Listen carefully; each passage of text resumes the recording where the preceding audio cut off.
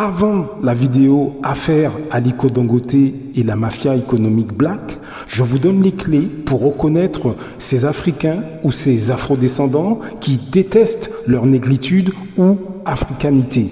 Après cette vidéo, nous parlons du comment ensemble on peut faire beaucoup plus d'argent. Choisissez ce que vous regardez. Blaf, bonjour, Africains, Africaines, Afrodescendants, Afrodescendantes, je vous salue. Aujourd'hui, on va parler des produits de luxe. Alors, nous avons dans nos communautés, dans nos pays, des gens qui passent leur temps à se pavaner avec des belles voitures, avec des marques de sacs, de chaussures, de montres, etc. Je l'ai déjà dit dans toutes ces vidéos, cette catégorie d'afrodescendants qui sont dans la frime, hein, concrètement, qui sont sur toute l'échelle sociale, ils ont des belles maisons, ils sont même parfois propriétaires de logements, hein, ils ont un ou deux logements, ils se prennent, comme je l'ai déjà dit, ils se voient très vite comme des Donald Trump, parce qu'ils ont un ou deux logements, ils ont acheté un ou deux logements, donc ça y est, ils se sentent supérieurs, etc. Et donc, ils sont parmi nos familles, parmi nos amis. Bref, ils se présentent à nous comme des gens qui ont réussi. Bon, ben, en réalité, c'est pas du tout ça. Ce n'est que l'apparence, que l'image. Je vais vous renvoyer vers une vidéo. Je vous conseille vraiment d'aller voir parce que c'est très parlant. Le titre, c'est Les marques de luxe sont pour les pauvres. Vous allez voir un peu, c'est sur la chaîne Entrepreneur Mindset. Allez voir, allez voir. Je vous passe un petit extrait. Je ne sais pas s'il faut rire ou pleurer. Je vous passe un petit extrait, on en parle juste après. Qu'on soit bien clair, on cherche tous à atteindre un statut social élevé. Et ça, les marques de luxe l'ont bien compris car elles savent que les objets qu'elles proposent sont une sorte de raccourci pour pouvoir nous apporter ce statut. Les marques de luxe, de Louis Vuitton à Rolex, vont utiliser des années de marketing pour associer leurs produits à de la valeur, au statut et à la richesse. D'ailleurs, pour être honnête, je m'y connais pas du tout en montres, mais j'ai eu la chance de rencontrer un collectionneur multimillionnaire de montres qui m'expliquait que Rolex basait tout sur le branding et très peu sur la qualité ou la technologie comparée à d'autres montres. S'il y a des connaisseurs, indiquez-moi dans les commentaires si c'est vrai. Il faut savoir que les célébrités et les influenceurs vont aussi jouer un grand rôle dans cette illusion de richesse et de coolitude. Ce que vous ne voyez pas, c'est que beaucoup de ces produits leur sont envoyés gratuitement. Quand on pense aux articles de luxe, on pense souvent aux marques qui ont une forte publicité et un logo ou un design qui est reconnaissable, que ce soit une montre Rolex, une voiture de sport Lamborghini ou des tongs Gucci. Des milliards de dollars ont été dépensés en publicité pour ancrer ce message dans votre esprit. Souvent, ces produits ne sont pas le summum de la qualité. D'ailleurs, je suis sûr que vous en êtes rendu compte. La majorité des vraies marques de luxe ne font pas de publicité. Ça s'explique par une statistique qui est intéressante. Thomas Corley, qui est auteur d'un ouvrage sur le succès des puissants et des riches de ce monde, indique que seulement 67% des ultra riches regardent la télé, contre 78% des personnes qui vivent avec peu de revenus. Et ce, seulement 1 heure par jour. Le CEO de Lamborghini a d'ailleurs dit une fois, nous ne faisons pas de publicité parce que notre public cible ne passe pas son temps libre assis devant la télévision. La télé est l'un des meilleurs moyens de vous distraire et de vous éloigner de vos objectifs au fil du temps. Du coup, ces objets de luxe pour classe moyenne sont simplement considérés comme des symboles de statut. Comme beaucoup d'autres animaux sur Terre, en tant qu'humains, on valorise les symboles de statut car ils renvoient une certaine image de nous-mêmes et nous donnent de la valeur. Par exemple, il faut savoir que les pans mâles utilisent leurs plumes colorées pour attirer une partenaire. Les manchots collectent des cailloux pour prouver leur valeur et nous, les humains, on achète des biens de luxe qui sont tapés à l'œil. C'est la même chose. Les symboles de statut tentent simplement de prouver que leur propriétaire a de la valeur. La raison pour laquelle on ne voit pas les ultra riches comme Jeff Bezos mettre du Gucci, c'est parce qu'on sait tous qu'il est riche. Il n'a pas besoin de le prouver. Par contre, quand vous voyez votre voisin ou votre collègue qui porte une nouvelle tenue de créateur, vous commencez immédiatement à vous demander comment ils peuvent se le permettre. Souvent, d'ailleurs, ils ne le peuvent pas. Et du coup, vous allez vous demander pourquoi est-ce que vous vous habillez de cette manière-là. Et vous aurez l'impression d'avoir l'air pauvre.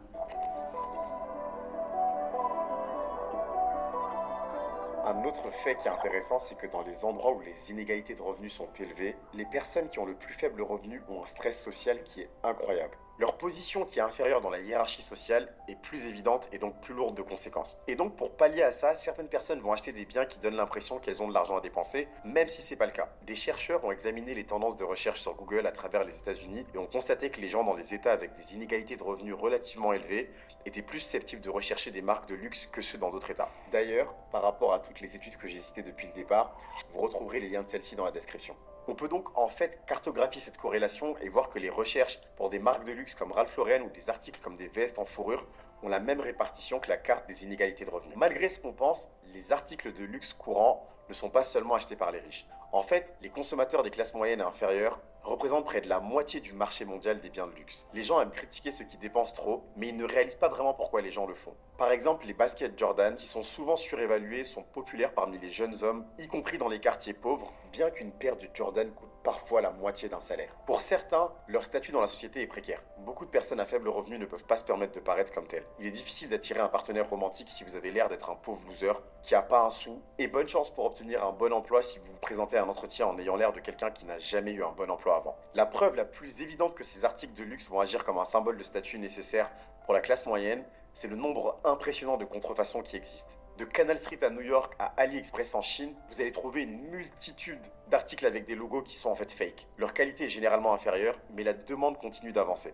Plus les inégalités de revenus deviennent extrêmes, plus les gens ressentent la pression de créer l'impression qu'ils réussissent. Et encore une fois, j'ai créé Entrepreneur Mindset pour vous partager mes erreurs, mais j'ai jamais autant dépensé bêtement que quand j'avais pas un sou. Donc toi qui as moins de 30 ans qui regarde cette vidéo, je ne te dis pas qu'il ne faut pas se faire plaisir, mais ne le fais pas pour pouvoir impressionner quelqu'un d'autre. Achète des choses qui sont vraiment importantes pour toi. D'ailleurs, une preuve de tout ce que je vous dis, c'est que lorsque le Covid a tout arrêté, de nombreuses personnes de la classe moyenne ont perdu leur emploi, et on pourrait donc se dire que les dépenses de luxe allaient chuter en période d'incertitude financière mondiale.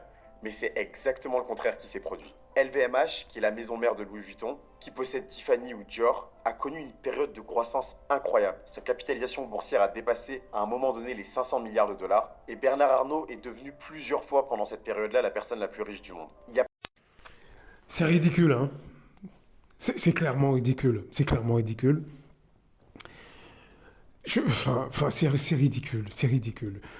Vous imaginez, vous savez, je ne savais même pas hein, ces statistiques-là. Allez voir la vidéo et distribuez-la parce que c'est clairement ridicule. Lorsque vous voyez tous ces gens avec des sacs, des chaussures, garçons comme filles, hein, hommes comme femmes, enfin, c'est ridicule. Vous imaginez, les marques de luxe visent en priorité les classes moyennes et les classes les plus basses.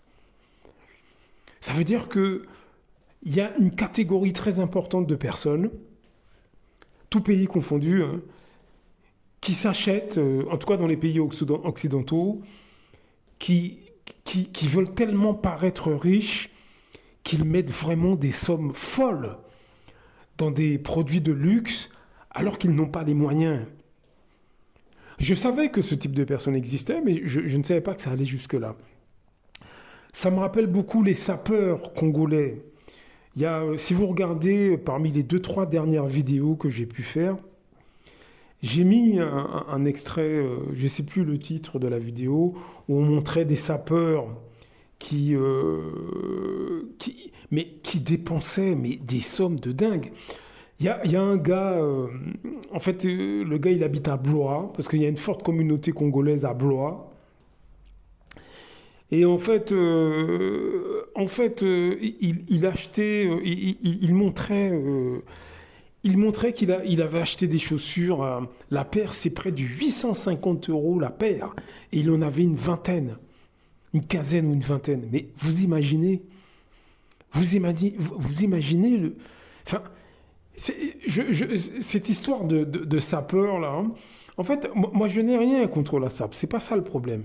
Mais quand vous regardez le documentaire, vous vous apercevez que ces sapeurs-là, ces frères congolais, qu'est-ce qu'ils font ? Ils achètent des trucs de marque qui sont extrêmement chers, mais alors qu'ils sont manutentionnaires. Ils sont dans le documentaire, je sais plus le titre de la vidéo. Mais si vous tapez de toute façon sapeur congolais, etc., vous tomberez sur cette vidéo, ça j'en suis sûr. Vous imaginez, vous, Mais enfin, c'est du délire. C'est du délire. C'est du délire. Et à tous ces gens qui dépensent, qui dépensent sur des trucs comme ça, de marques de luxe et qui n'ont pas les moyens, mais c'est vraiment une méconnaissance du monde de l'argent, quoi, du monde de l'enrichissement. C'est vraiment, mais vraiment une méconnaissance, quoi. Je veux dire que quel est l'intérêt d'acheter des sacs ou des chaussures ou des costumes à 3000 euros enfin, mais je trouve ça je trouve ça débile. Je trouve ça débile. C'est pour ça que je vous dis, dans toutes ces vidéos, mais formez-vous sur les questions financières. Formez-vous sur les questions financières. Parce que ça ne sert à rien, ce genre de choses. À part si vous avez les moyens, vous avez votre argent, vous avez votre fortune, vous pouvez, de manière maîtrisée, mais vous achetez des trucs chers si ça vous fait plaisir. Mais quand vous êtes manutentionnaire en intérim, ou vous êtes ouvrier, etc., mais quel est l'intérêt d'acheter, enfin, formez-vous sur les questions financières. Évitez ces afrodescendants qui rapidement, avec le peu de salaire qu'ils ont, ils achètent des grosses voitures, ils achètent des grosses maisons, ils n'ont aucun actif à leur nom, hein, encore une fois, des actifs qui ramènent de l'argent tous les mois. Ils n'ont aucun sens de l'investissement, ils n'ont aucune formation sur les questions financières, mais ils roulent en grosse voiture, mais ils ont une grosse maison, ils partent en vacances tous les X temps, croisière, etc. Alors qu'ils gagnent 1300 euros. Est-ce que vous voyez le truc?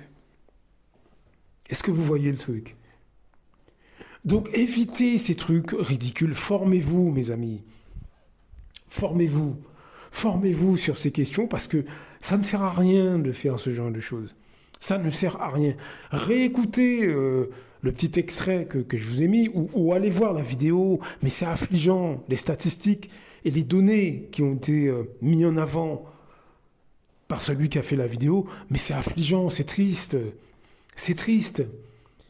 Vous imaginez, les gens veulent paraître riches. Ils veulent paraître plutôt que de se former pour devenir riches. Donc il ne faut pas qu'on tombe dans ce genre de travers. Écartez-vous de ces afrodescendants qui sont dans ce trip-là. Ne leur dites rien, n'allez pas vous prendre la tête avec eux, mais écartez-vous de ce type de personnes. Parce que c'est clairement ridicule.